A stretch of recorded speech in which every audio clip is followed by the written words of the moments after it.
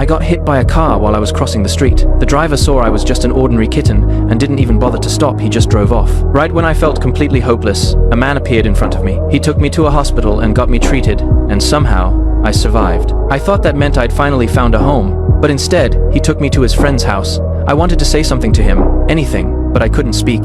His friend already had a cat, an old one that had been with them for 15 years. It didn't welcome me at all. It wanted its owner all to itself, though it never showed it openly. When I walked into the yard, I noticed there was also a dog. It barked non-stop at the man, clearly rejecting our scent. In the end, he had no choice but to give up leaving me there. The truth was, he really wanted to adopt me. But he was seriously ill, and he was scared. Scared that, after he was gone, no one would be there to take care of me. He went back to his car and took a pill.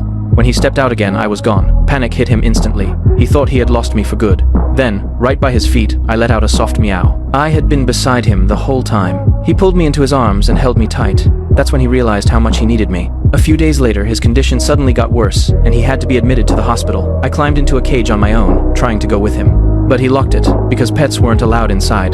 No matter how hard I struggled, I couldn't get out. All I could do was lie there helplessly and watch him leave. From that day on, I sat by the window every day, waiting for him to come back.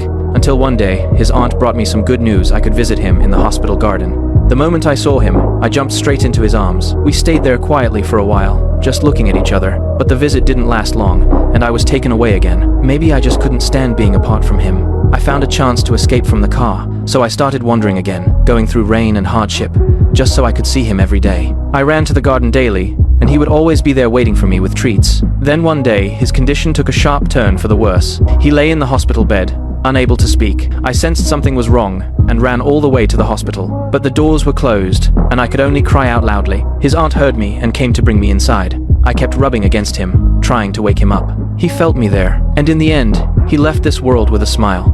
All I could do was stay quietly by his side, looking at him, as if replaying every moment we had together. Since then, I still sit by that same window every single day, waiting for someone who will never come back.